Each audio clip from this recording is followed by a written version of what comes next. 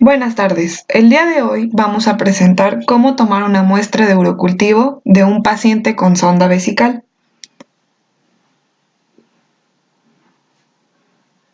Para empezar, vamos a realizar la antisepsia de manos con el lavado de manos que practicamos día a día en el hospital.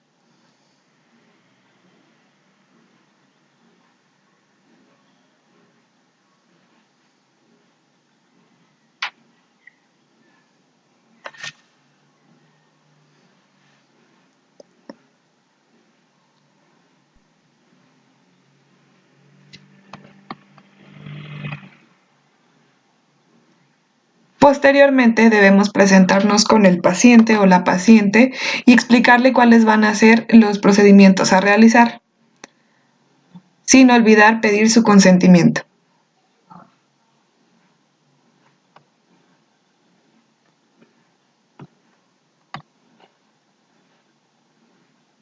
Los materiales son agua y jabón, una jeringa de 20, aguja, una gasa estéril, alcohol, un frasco estéril para colectar y el consentimiento del paciente.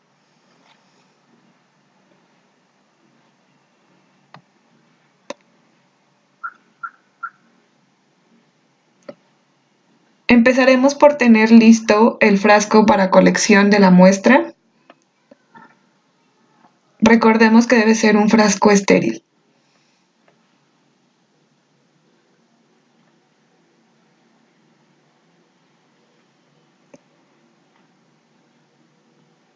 Debemos rotular el frasco antes de realizar la colecta de la muestra y debemos revisar que deban ser los datos del paciente, su número de expediente de seguro social,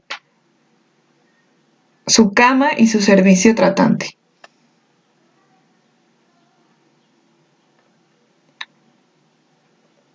Posteriormente, para preparar los materiales podemos abrir la jeringa, la aguja estéril,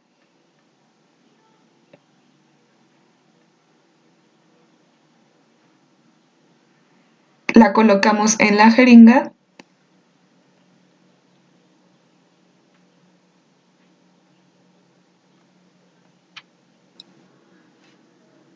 se procede a abrir las gasas y a humedecerlas con alcohol. Esto servirá como antiséptico para limpiar la zona donde se va a obtener la muestra. Se debe de colocar cubrebocas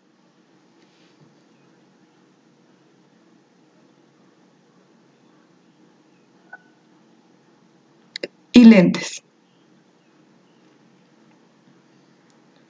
El procedimiento debe hacerse lo más cómodo posible, por lo que si es necesario bajar el barandal de la camilla del paciente, hay que bajarlo. Se ponen los guantes.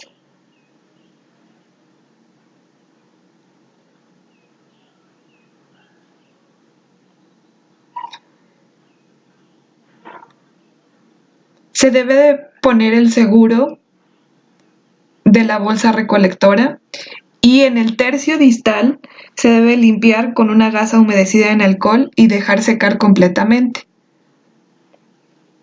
Se debe pinchar directamente sobre la zona desinfectada, aspirando de 5 a 10 mililitros.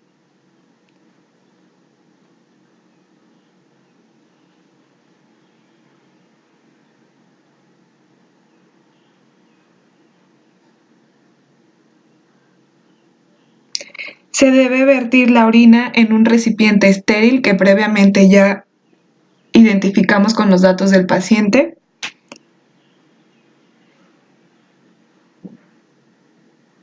Recordando que no se debe recolectar nunca la orina de la bolsa de recolección.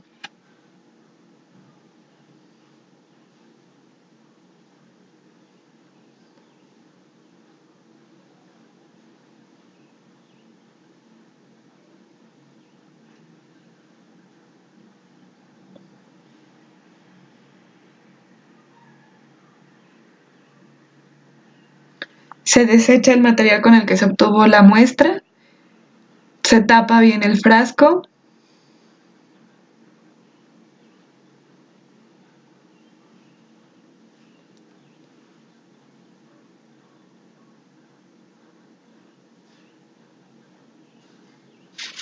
y se lleva al laboratorio.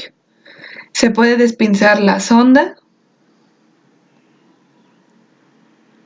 y el procedimiento ha terminado.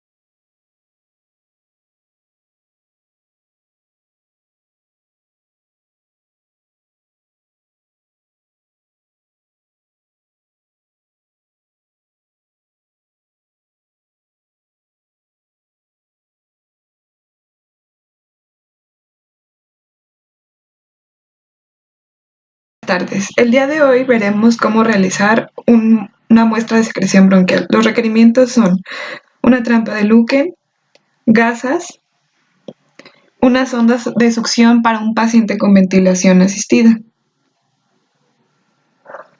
Recordemos que esto debe ser con técnica aséptica, es decir, necesitamos guantes limpios, tapabocas y gorro. Debe de marcar la muestra con el nombre del paciente, su número de seguridad social, su servicio y cama, el nombre de la muestra y de qué tipo es la muestra.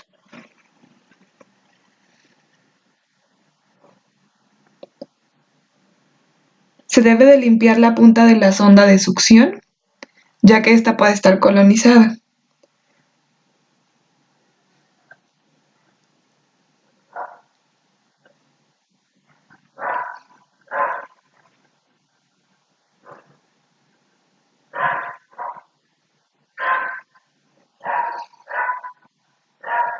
Se debe de conectar la sonda y el látex a la trampa de Luken.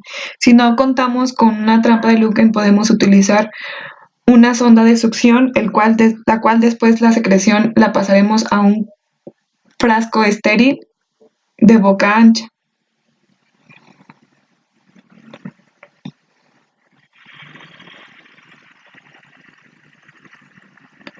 Se debe de conectar la sonda de aspiración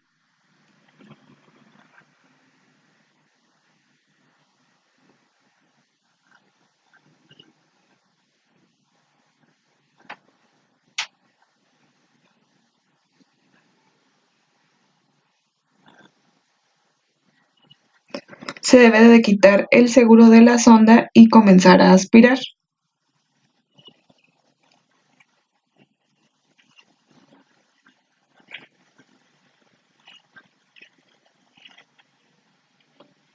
Se debe de introducir la sonda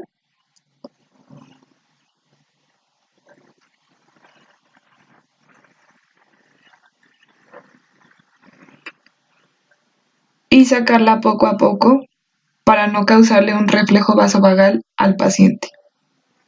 Volvemos a introducirla si la muestra no fue satisfactoria.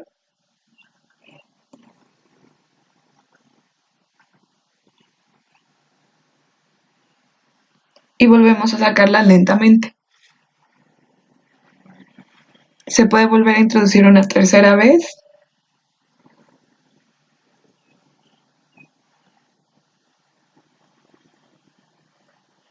Recordando sacarla lentamente. Una vez que nuestra muestra es satisfactoria, podemos desconectar la trampa o, en su debido caso, la sonda.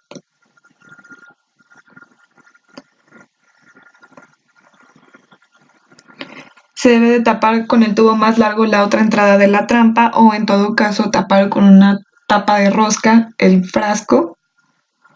Guardar el frasco en el empaque y en una nevera de transporte.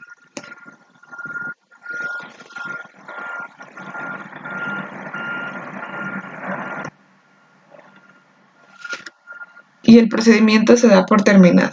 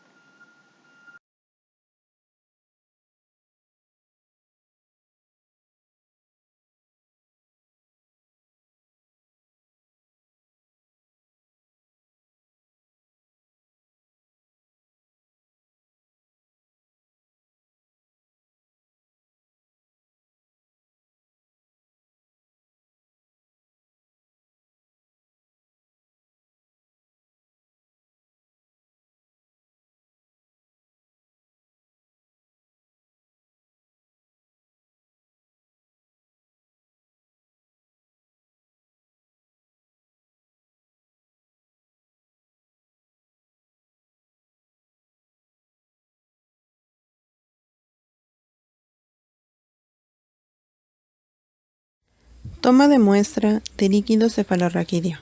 Punción lumbar. Los materiales que se necesitan para realizar una punción lumbar son guantes estériles, vendaje, solución con base yodada, gasas estériles, jeringa estéril de 10 mililitros, aguja estéril calibre 21 y calibre 25, aguja para punción lumbar, longitud 1.5 a 2.5 en pediatría y 3.5 para adultos, 3 o 4 tubos estériles para la recolección de la muestra, tubo para PCR para Mycobacterium tuberculosis. El procedimiento para la toma de muestra es el siguiente. Antes de acercarse al entorno del paciente para tomar esta muestra, se debe realizar higiene de manos. Se explica al paciente y o acompañante el procedimiento, solicitar su colaboración y autorización para poder realizar la toma de muestra. Seleccionar una fuente de luz adecuada que permita realizar fácilmente el procedimiento. Indicar al paciente que se ubique en alguna de las dos siguientes posiciones. En decúbito lateral izquierdo. El paciente debe flexionar las piernas y el cuello, lo máximo posible sobre el pecho, pasando las manos sobre las rodillas. Estando el paciente sentado sobre la camilla, solicitarle que arquee la espalda tratando de llevar su cabeza hasta las rodillas. Esta posición no permite medir la presión. Para seleccionar el sitio de punción, identificar los bordes superiores de las crestas ilíacas. En posición de cúbito lateral, la línea vertical que une estas líneas se cruza perpendicularmente con la apófisis espinosa de la vértebra L4. Trazando una línea horizontal imaginaria hacia la cabeza del paciente, se encontrará el espacio intervertebral L3-L4 y hacia las piernas del paciente se encuentra el espacio intervertebral L4-L5. En cualquiera de los dos espacios se puede realizar la punción lumbar. Realizar el procedimiento a través de la línea media disminuye el riesgo de complicaciones vasculares. Realizar asepsia y antisepsia con clorhexidina al 2% en asociación con alcohol isopropílico al 70% utilizando gases estériles. En situaciones de hipersensibilidad, se recomienda el uso de soluciones con bases yodadas. Con jeringa estéril de 5 ml y aguja estéril calibre 25, administrar gilocaína al 1% en el tejido celular subcutáneo y los tejidos blandos del sitio de punción. Recordar siempre aspirar con la jeringa a medida que avanza la aguja en los tejidos blandos. Esperar 1 o 2 minutos mientras el anestésico hace efecto. Verificar que la piel se encuentre anestesiada.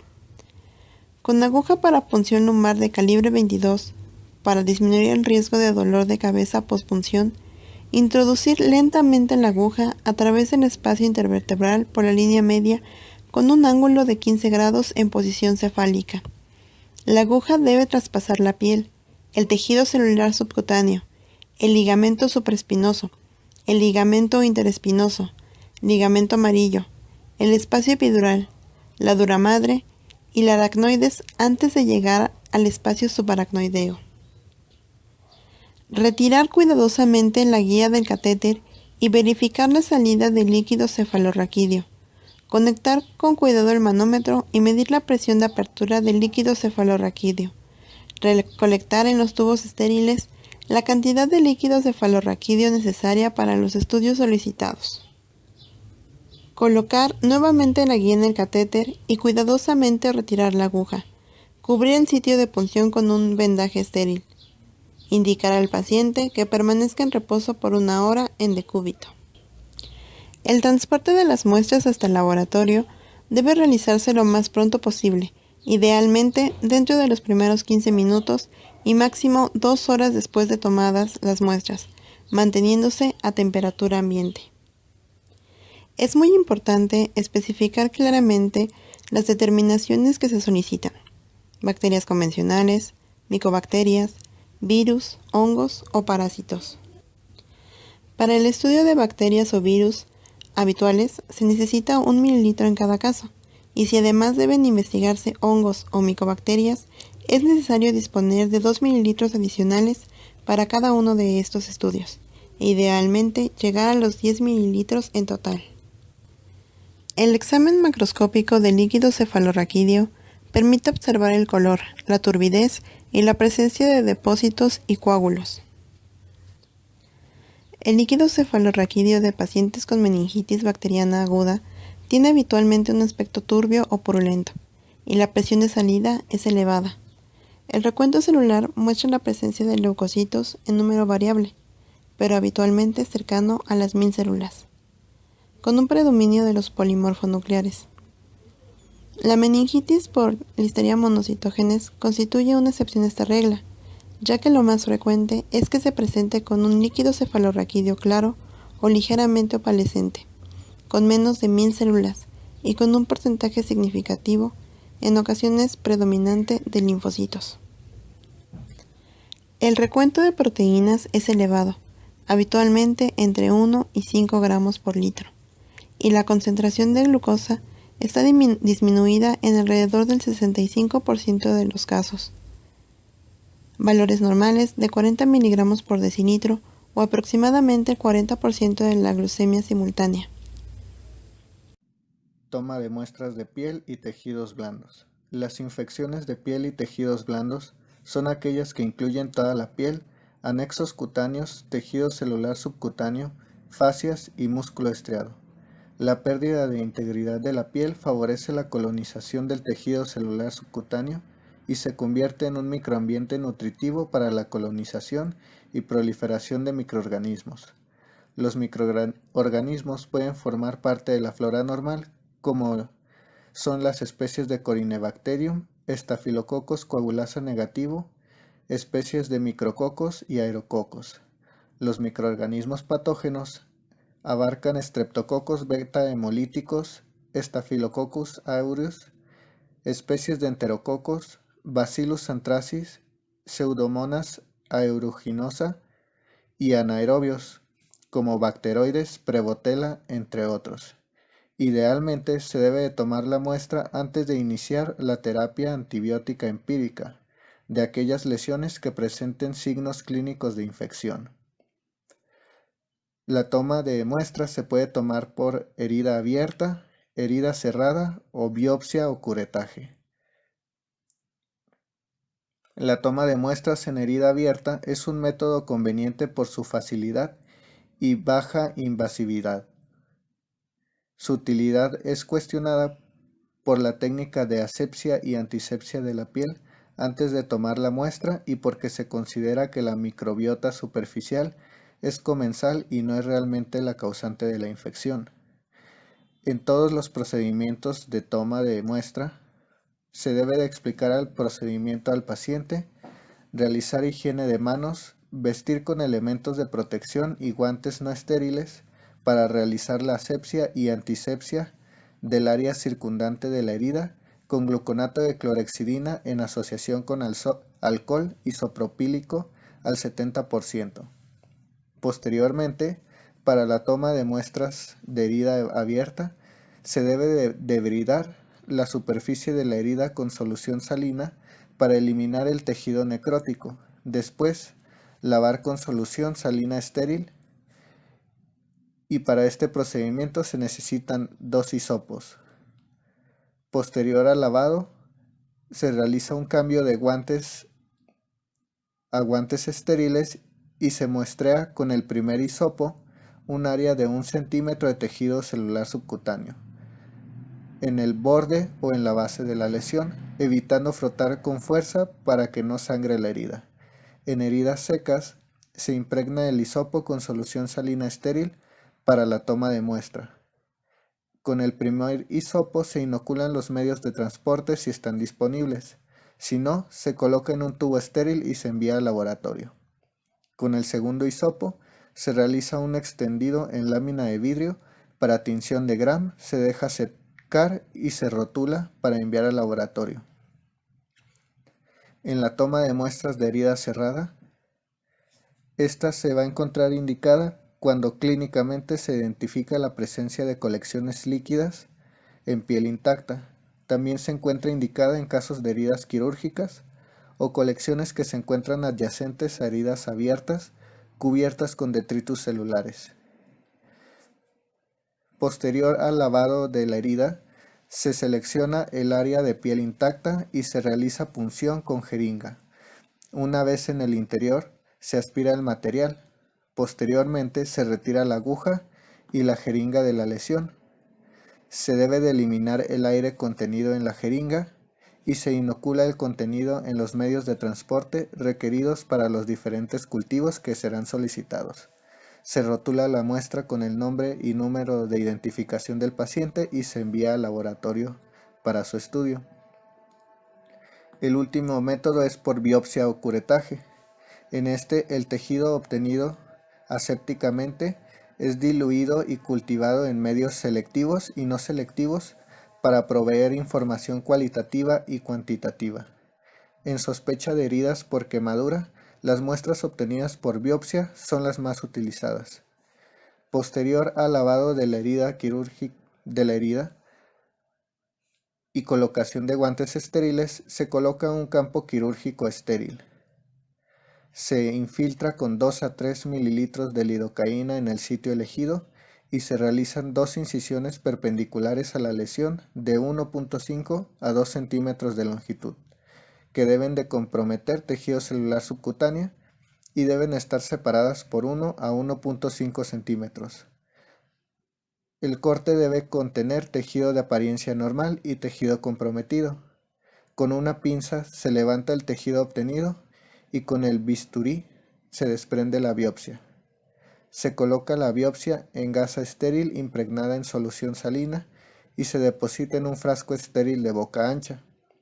Posterior a la toma de biopsia, se aproximan los bordes del sitio quirúrgico y se realiza una sutura con 1 o 2 puntos. Si se requiere estudio histopatológico, se puede dividir la biopsia en 2 fragmentos similares y enviar una mitad a anatomía patológica y la segunda mitad al laboratorio de microbiología.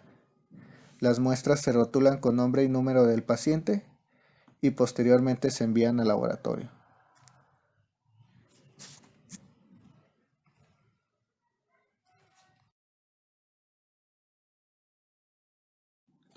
Toma de hemocultivo. Como consideraciones especiales es importante que esta tarea sea realizada por personal capacitado, con técnica aséptica y utilizando guantes estériles, ya que son frecuente la contaminación por microorganismos de la piel. En cuanto al momento de la extracción, las muestras deben extraerse idealmente al momento de la bacteremia, es decir, antes de presentarse el pico febril, antes de iniciar la terapia antimicrobiana.